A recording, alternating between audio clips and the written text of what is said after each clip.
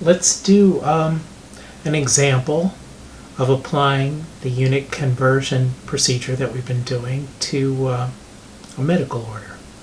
So we've got a physician and they order 300 milligrams of ibuprofen for a 6 kilogram infant every 4 hours.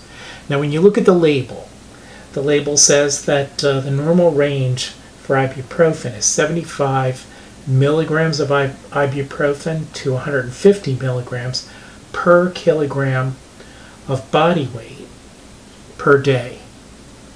So this dosage rate here relates not just milligrams to kilograms, but milligrams of drug to kilograms of body weight. So these are fundamentally different units here. The milligram and the kilogram are different because one refers to the drug and the other refers to the body weight. Is this dosage in the normal range? Is the dosage that the physician orders in the normal range? Well, let's figure out what the dosage that the physician is ordering looks like. What's our target? Well, we would like to be able to compare it to this number. And this number has units of milligrams per kilograms per day.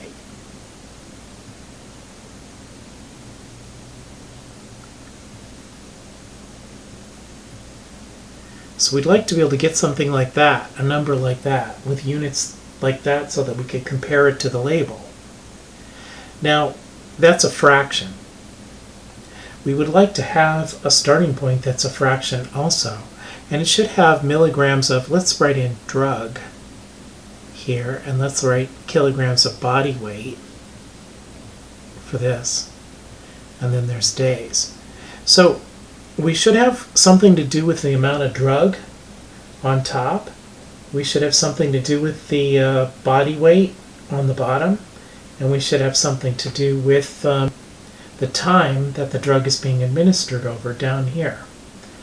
Now if we look at the physician's order, he's ordering 300 milligrams, he or she is ordering that many milligrams of ibuprofen for a 6 kilogram infant over 4 hours. Now, the reason that this kind of problem solving is called dimensional analysis is because you're looking at the units. If I've got the same units here as here, there's nothing I have to do up there. If I've got the same units here for body weight and here for body weight, there's nothing I have to do.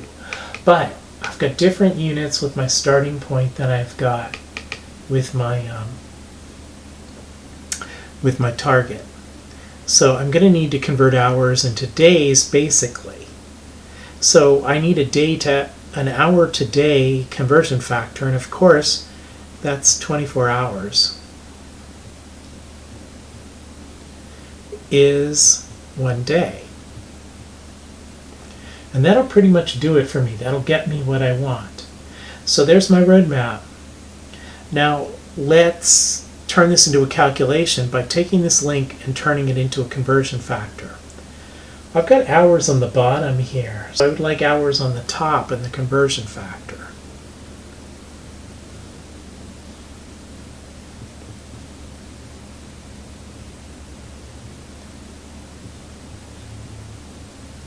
Now when I do the math here, hours is going to cancel out, and I'm going to be left with days on the bottom, which were the units that I wanted. So let's see if we get what we want. Let's calculate it. We've got 300 divided by 6 divided by 4 here times, I multiply by anything that's on top, I divide by anything that's on the bottom.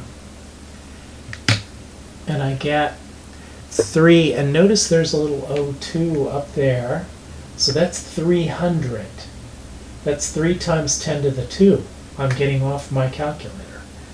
Is that in the range on the label? No, 300 is more than double what the top of the range is going to be. So this dosage is not in range.